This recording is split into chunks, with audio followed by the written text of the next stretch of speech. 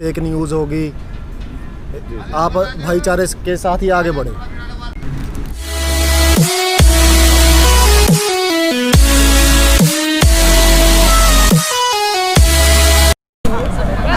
आज हम मौजूद हैं किसान युवा संगठन हरियाणा से जुलाना के लंगर पर।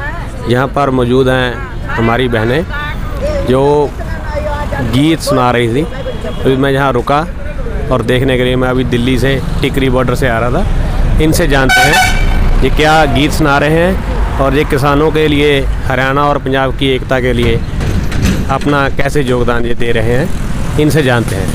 नमस्कार जी। नमस्कार जी। आप जी, मैं यहाँ से जा रहा था, गुजर रहा था, अभी देखा तो आप कौन से यहाँ गीत गा रहे थे? हम गीत गा रहे हैं जी, दिल्ली धरना पजावा हाँ। और गीत है हमारी गाड़ी चाली है, इस बतावा या गाड़ी चाली है, चालिए धरने पाया गाड़ी चाली है, चालिए धरने पाया गाड़ी चाली है। आप हमें ये बताइए, आप यहाँ कितने रोज से बैठे हुए हैं? हमने 25 दिन हो गए जियाड़े बैठे ने और खूब भंडारा लाग रहा जी। 25 दिन हो गए बैठे ने और चाहे सर्दी आओ, चाहे आंधी आओ, चाहे तूफान आओ, किसान के बेटे हर किसान हम नहीं डरते कती भी। आप यहाँ पर 25 रोज से बैठे हैं। हाँ जी। मैं देख रहा था ये लंगर तो पहले रोज से ही 27 से ही लगा हुआ था जहाँ, पहले से चालू है। तो बहनें हैं जहाँ पर आप 25 से आप आए हैं, तो आप ये पंजाब के किसानों के इस आंदोलन के बारे में कैसा देखते हो और पंजाब और हरियाणा का जो भाईचारा बड़ा है उसको आप कैसे देखते हो? हम किसान भाईचारा जिंदाबाद, किसान भाईचारा जिंदाबाद। बहुत बढ़िया जी। एक बात है जी, मोदी ने एक तो कर दिया, हमारा भाईचारा मिला दिया जी। हाँ, इसने हाँ पंजाब हरियाणा एक कर दिया, या तो इसने बढ़िया कर दी। फिर बाकी आप ये तीनों कानून जो इसने करे है ना, इसने वापिस लेने पड़ेंगे।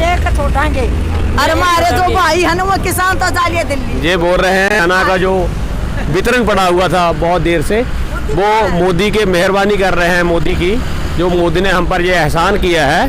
कानून तो हम रद्द करवा के ही रहेंगे, मगर कानून लाते समय उसने ये एक हमारा फायदा कर दिया है जो पंजाब और हरियाणा का एका हो गया है। यहाँ पर हमारे साथ हरियाणा के भाई हैं, हम इनसे जानते हैं कि आप पंजाब के किसानों को आंदोलन में किस तरह देखते हैं और आप जो लंगर सेवा जो कर रहे हैं उसके बारे में हमें बताइए। ऐसे जी, ये जो मसला है ये अकेले पंजाब का नहीं है, ये हरियाणा, पंजाब और पूरे देश के किसानों का मसला है। इसलिए जो पंजाब के भाइयों ने, किसानों ने जो इसकी आवाज़ उठाई है, हरियाणा प्रदेश के किसान भी उनके साथ ताल में ताल मिला करके, उनके साथ कंधे से कंधा मिला करके उनका पूरा सहयोग कर रहे हैं। ये लंगर हमारे गांव के जुलाना गांव है, ये हमारे गांव के युवा साथियों द्वारा ये लंगर लगाया गया है ताकि पंजाब से आने जाने वाले हमारे किसान भाई या हरियाणा के दूसरे हिस्से से जो हमारे भाई आते हैं, दिल्ली जाते हैं धरने पर, उनको आने जाने में बीच में कोई दिक्कत ना हो, रात को सोने की कोई दिक्कत ना हो, खाने पीने की कोई दिक्कत ना हो। इसके लिए हमारे युवा साथियों ने, हमारे गांव के युवा साथियों ने ये लंगर शुरू किया है ताकि हमारे साथी किसी को भूख प्यास न लगे।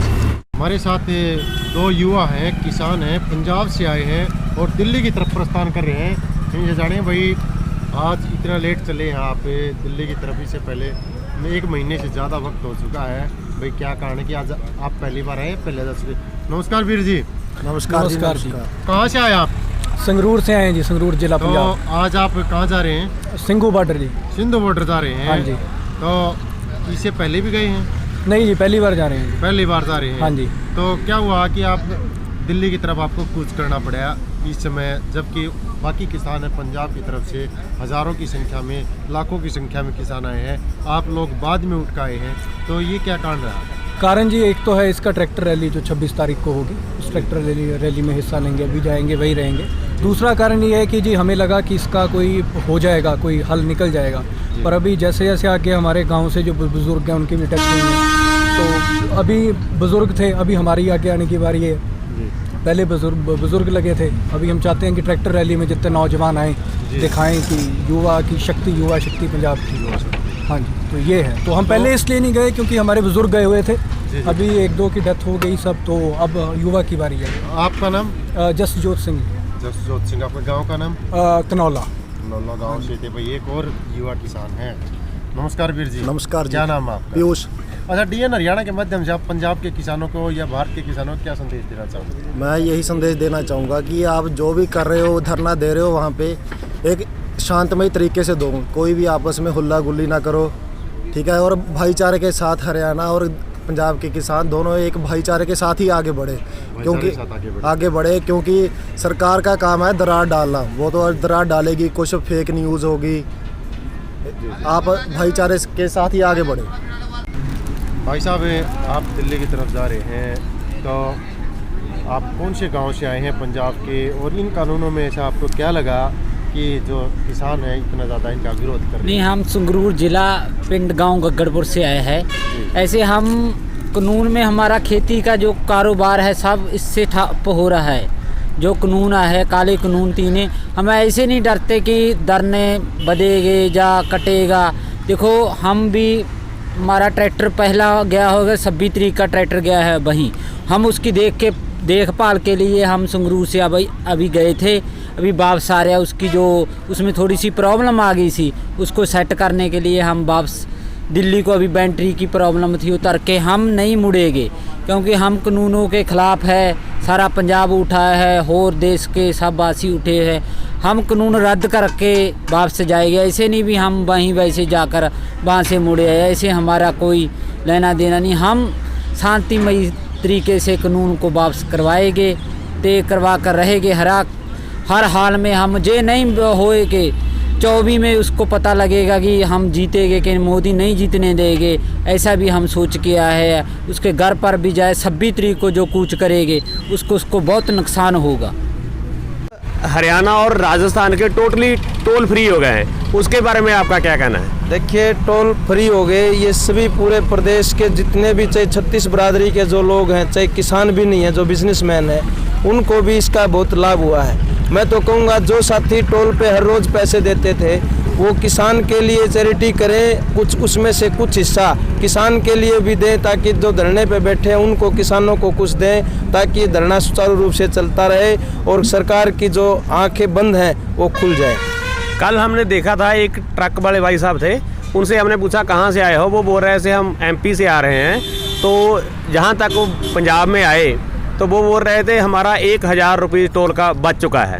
तो हम सोचते हैं अगर इस आंदोलन से, कृषि आंदोलन के बाद जो अगला आंदोलन है, क्यों ना ऐसा आंदोलन हो जाए कि सड़क के सभी जो टोल हैं वो फ्री हो जाएं, और जो सड़कें हों वो सरकार की रिस्पॉन्सिबिलिटी है, सरकार ही बनाए।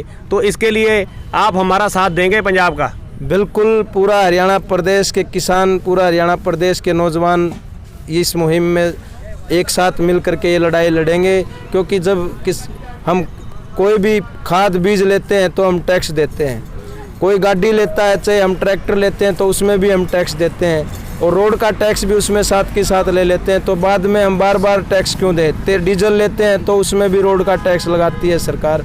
तो बार बार टैक्स लेने की जो प्रक्रिया है वो पूरी तरह समाप्त होनी चाहिए, उसमें हम पंजाब का पूरा साथ देंगे। हमने देखा है सिंघू बॉर्डर पर और टिकरी बॉर्डर पर हमारे जो किसान नेता हैं वो ऐलान कर रहे हैं कि जब भगत सिंह उन्होंने आज़ादी ली थी, लाखों कुर्बानियाँ देकर आज़ादी ली थी, तब उन्होंने बोला था कि हमें एक आज़ादी की लड़ाई और भी लड़नी है।